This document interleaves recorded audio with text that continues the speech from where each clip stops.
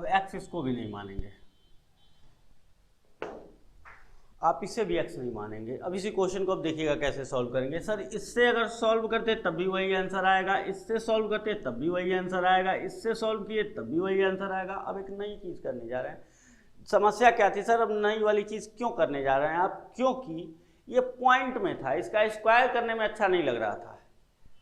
अभी हम इसको और आसान करना चाहते हैं, तो आप क्या करेंगे, यहाँ लिख देते हैं कि ये जो हम करने जा रहे हैं कि 0.5 की वैल्यू 1 मान ले रहे हैं। थोड़ी देर के लिए मान लीजिए 0.5 इक्वल टू 1। इसके मानने से सर कोई फर्क नहीं पड़ेगा क्या? अगर 0.5 इक्वल टू 2 मान ले तो तब भी कोई फर्क नहीं पड़ेगा, 0.5 इक्वल टू 10 मान ले तो कोई फर्क नहीं पड़ेगा, आपकी मर्जी, जैसे भी सॉल्व करेंगे आंसर वही आएगा। इससे क्या होगा कि ये जो वैल्यू हम x, ये जो मानेंगे ना यहाँ पे x, ये हमने लिखा x, ये यहां से ये वैल्यू 0.5 का मतलब होता है 1, तो 0.5 का मतलब 1 यानी डबल, ये इसका डबल है। तो हर वैल्यू को हम डबल कर दें, ये डबल कर देंगे तो ये हो जाएगा -1, ये डबल कर दिए तो हो जाएगा -3, और ये डबल कर देंगे तो हो जाएगा -5। इससे बस ये एक कंप्लीट नंबर डेसिमल में नहीं मिल रहा है, यही कर सकते हैं आप। 3 से भी 3 टाइम्स कर सकते हैं, 4 टाइम्स कर सकते हैं, वैल्यू पे कोई चेंज नहीं आने वाली। तो इससे आगे अगर 0.5 ईयर आगे है तो आप कितना आगे मान रहे हैं सर? 0.5 ईयर को हम 1 मान ले रहे हैं, तो 1 साल आगे, मतलब 1 पीरियड। तो ये उस तरह से कितना पीरियड आगे हो जाएगा? ये हो जाएगा 3 और ये हो जाएगा 5, यानी अब कैलकुलेशन हमारा किस पे होगा? इस वैल्यू पे होने वाला है कि यहाँ ये मिड में है, तो इससे ये -1 पीछे है, ये -3 पीछे है, ये -5 ईयर पीछे है। मतलब आधे साल को 1 साल मान लिया जा रहा है, यानी आधे साल को 1 पीरियड मान लिया जा रहा है। तो 1.5 साल यानी 1.5 year equal to 3 year, 2.5 equal to 5 year मान लिया जा रहा है। तो सर इससे आगे जब बढ़ेंगे तो जब भी आप वैल्यू पुट करेंगे, वहाँ जब इक्वेशन हम लिखेंगे तो जो भी वैल्यू पुट की जाएगी, अगर 5 साल आगे की वैल्यू पूछेगा वो, तो हम 10 साल उसमें पुट करेंगे, क्योंकि हम 0.5 इक्वल टू 1 मान चुके हैं। बस यही हमारा तीसरा मेथड था, काम हो गया।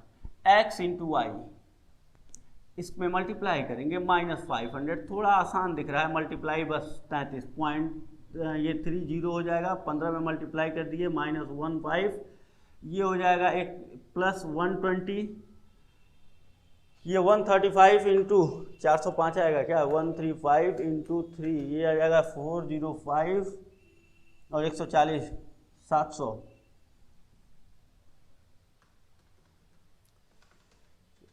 700 प्लस 405, ये भी ऐड कर लिए, 120 ये भी ऐड कर लिए, 1225 में से माइनस करें, -115 -330 -500, 280, सिग्मा एक्स वाई प्लस में आ गया 280, और यहाँ निकाल लेंगे हम लोग x स्क्वायर। अब इस x की वैल्यू नहीं ले रहे हैं, हम इस x की वैल्यू ले रहे हैं। ये हो जाएगा 25, इसकी वैल्यू हो जाएगी 9, और इसकी वैल्यू हो जाएगी 1, इसकी वैल्यू 1 होगी, इसकी वैल्यू 9, और इसकी वैल्यू 25। ये ऐड करिए, सिग्मा एक्स स्क्वायर वैल्यू कितनी आ जाएगी? 25 प्लस 9 प्लस 1 35, 70 आ जाएगा। ये 25 9 34 और एक 35, ऊपर भी 35 नीचे भी 35, 70 हो गया। ये आ गई वैल्यू आपकी, और ये हो गया सिग्मा एक्स, ये अभी भी 0 है, सिग्मा एक्स इक्वल टू 0। पहला इक्वेशन क्या है सर? पहला इक्वेशन है sigma Y equal to an plus B sigma X, और सिग्मा वाई की वैल्यू है 720 equal to a into N की वैल्यू है 6, और ये वैल्यू हो जाएगी +0, क्योंकि सिग्मा एक्स 0 है। तो a की वैल्यू आ जाएगी 720 डिवाइड बाई 6, कैंसिल हो गया, ये वैल्यू मिल गई हमें 120। इक्वेशन नंबर 1 ये था। Equation number 2, sigma X Y equal to an plus B sigma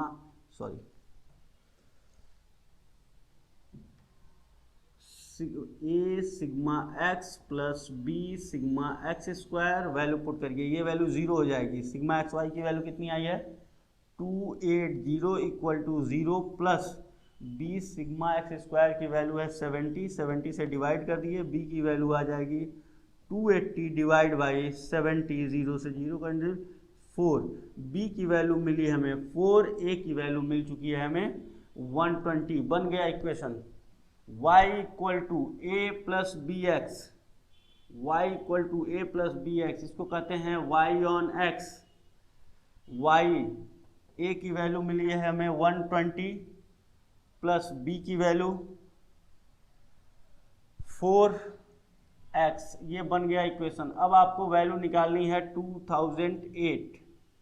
2008 में y इक्वल टू 120 प्लस 4 और x की वैल्यू कितनी रखी जाए बताइए सर, कितने इस यहाँ से वो कितना आगे होगा? अगर ये आधा साल का डिस्टेंस है, ये 0.5 का डिस्टेंस था, वो 1 हो गया, 1.53 हो गया, 2.5 हो गया, तो 3.57 हो जाएगा। ये हो जाएगा 7 और 2008 में हो जाए 9 में हो जाएगी ये value y equal to 120 plus 4 into 9, और ये हो जाएगी 2010 में जो वैल्यू आएगी y equal to 120 plus 4 into 11, दो मतलब 5.5 ईयर जो आगे होगा उसको 11 मानेंगे, क्योंकि यहाँ ही हमने सब वैल्यू को डबल कर दिया था।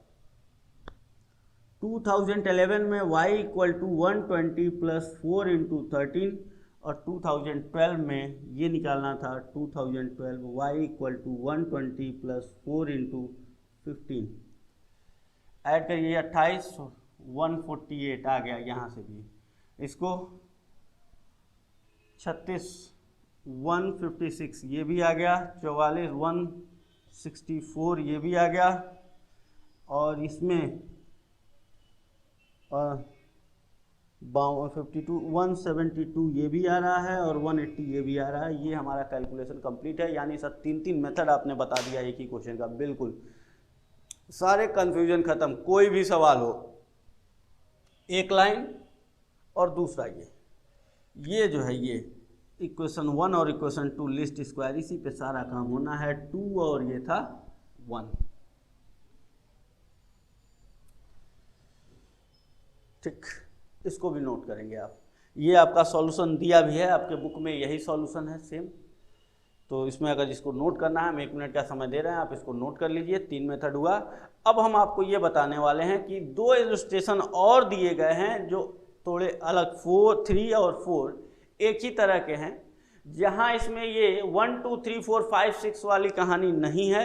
ये क्वेश्चन हम सिर्फ आपको समझाएंगे कैसे सॉल्व करना है, कैसे ये सॉल्व किया है, उसके बाद हमारा ये ट्रेंड प्रोजेक्शन मेथड खत्म।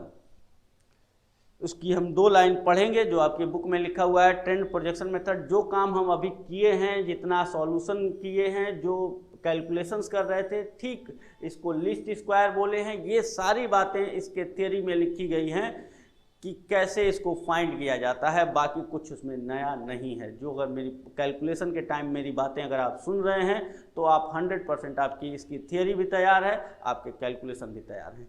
लिखें इसे।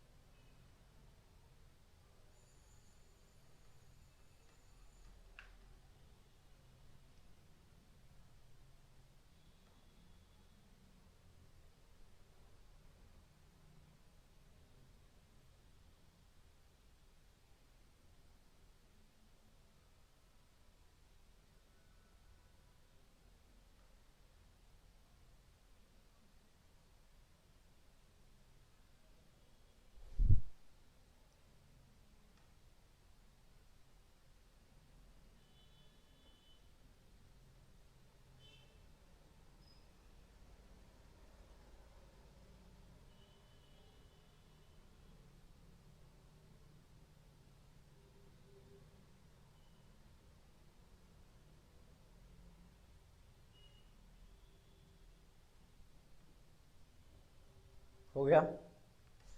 चलिए, तो यहाँ पे हमने ये 4 लाइंस क्यों हैं, 1 2 3 4। सर इन 4 लाइन में आप किसी को भी x मानिएगा ना, आंसर में कोई फर्क नहीं पड़ेगा। ये हमने आपको 3 मेथड में सॉल्व करके दिखा दिया। ध्यान से देखिएगा इलस्ट्रेशन 3, इसमें कुछ नया नहीं है, सिर्फ हम आपको बता दे रहे हैं क्या करना है। इसमें आपको ईयर 1, 2, 3, 4 नहीं मानना है। इसमें दिया हुआ है population of a town, x दिया गया है 5, 7, 8, 11, 14 और वाई दिया गया है number of TV sets demanded, कितने डिमांड हुई। तो जिस टाउन की पॉपुलेशन 5 लाख थी वहाँ पे 9,000 टीवी की डिमांड हुई, जहाँ पे 7 लाख थी वहाँ 13,000 की डिमांड हुई, जहाँ पे 8 लाख की आबादी थी वहाँ 11,000 टीवी की डिमांड हो रही थी। ऐसे ये डेटा दिया हुआ है। आपसे कह रहा है आप बताइए कि 10 लाख जहाँ पॉपुलेशन होगा, यानी कि जहाँ 10 लाख पॉपुलेशन होगा और 20 लाख होगा वहाँ कितनी टीवी की डिमांड होगी। मतलब 10 लाख और 20 लाख ये क्या दिया हुआ है, पॉपुलेशन दिया है। पॉपुलेशन देने का मतलब सर ये एक्स है, जो गिवन होता है, शुरू से बता रहे हैं एक्स किसको मानते हैं आप, जो गिवन होता है, जो फाइंड करना होता है वो वाई होता है। तो सीधी सीधी बात है कि एक्स मानेंगे हम, जिसको यहाँ पॉपुलेशन को आप एक्स मानेंगे और वो लिख के दे दिया है क्वेश्चन में, कोई दिक्कत नहीं है। वाई को क्या मानेंगे आप, टीवी डिमांडेड, वाई मान लेंगे और इन दोनों को सॉल्व करेंगे। यहाँ सिग्मा एक्स निकालेंगे, सिग्मा वाई निकालेंगे, जैसे हमने कर रहा था ना इनडायरेक्ट मेथड, वैसे ही सॉल्व करेंगे। जब लास्ट में आप ए और बी की वैल्यू निकाल लेंगे, y equal to A plus B, ऐसे इक्वेशन बना लेंगे।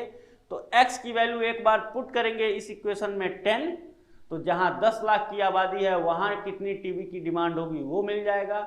और एक बार जब दोबारा x की वैल्यू अगर 20 पुट करेंगे, 20 लैक्स नहीं, हम सबको ये 20 में और 10 में ही मान लिए हैं, अमाउंट इन लैक्स ऊपर लिख दीजिएगा। तो यहाँ जब 20 आप पुट करेंगे तो टीवी की कौन सी डिमांड आपको मिल जाएगी, सर वो डिमांड हमें मिल जाएगी, कितनी डिमांड, जहाँ 20 लाख पॉपुलेशन है बस।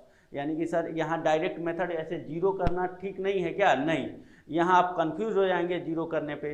जीरो मत करिएगा, सीधा सीधा एक्स मान लीजिएगा पॉपुलेशन को, वाई मान लीजिएगा उसको, ये दो मेथड लगाइएगा, इन दोनों को सॉल्व करिएगा। 1 और 2 लीस्ट स्क्वायर का फॉर्मूला, ए और बी मिलेगा, ए और बी यहाँ रखेंगे, एक्स की वैल्यू एक बार 10 पुट करेंगे, एक बार 20 पुट करेंगे, दोनों वैल्यू आपको मिल जाएगी, कितना डिमांड होगा वहाँ टीवी का। क्वेश्चन नंबर 4 भी इसी तरह से है। आप पूरी तरह से इस मेथड को सीख चुके हैं, अब आपको कोई परेशानी होने वाली नहीं है। तो ट्रेंड प्रोजेक्शन मेथड देखिएगा, आपके इस असाइनमेंट में लिखा हुआ है। ट्रेंड प्रोजेक्शन मेथड क्या होता है, लिखा हुआ है under this method a trend of a company or a industry sale is fixed with the help of the historical data relating to sales with all collected, observe or recorded at successive interval of time. इसका मतलब यही है कि ये जो method होता है, ये डेटा बढ़ रहा है कि घट रहा है, एक सक्सेसिव इंटरवल का मतलब होता है एक एक साल के अंतराल पे आपने डेटा का क्या किया, ऑब्जर्व किया, कलेक्ट किया और यहाँ पे लिख दिया। अब इस डेटा के ट्रेंड को देखते हुए आगे वो यही लिखेगा कि इस डेटा के ट्रेंड को देखते हुए हम कैलकुलेशंस करते हैं, लिस्ट स्क्वायर का यूज़ करते हैं, उसको कहते हैं line of best fit. Line of best fit, line of best fit इसी को कहते हैं। देखिएगा ये लाइन ऑफ बेस्ट फिट, दो इक्वेशन, लाइन का इक्वेशन है, लीनियर लाइन का इक्वेशन, इसको लाइन ऑफ बेस्ट फिट बोलते हैं, जो कि लिस्ट स्क्वायर होता है, जो कि कैलकुलस से के मैक्सिमा मिनिमा कॉन्सेप्ट से डिराइव होके आया हुआ है। और इन दोनों का यूज करते हुए हम फ्यूचर को प्रोजेक्ट कर लेते हैं। आगे लिखा हुआ है कैलकुलेशन ऑफ ट्रेंड, कैसे कैलकुलेट किया जाता है वो सब आपको रटवा रहा है, कैसे कैलकुलेट करना है। हमने आपको पूरी कहानी बताई, पूरा प्रोसीजर बताया। तो ट्रेंड प्रोजेक्शन मेथड आज की क्लास में खत्म होता है। अगली क्लास में हम शुरू करेंगे मूविंग एवरेज मेथड।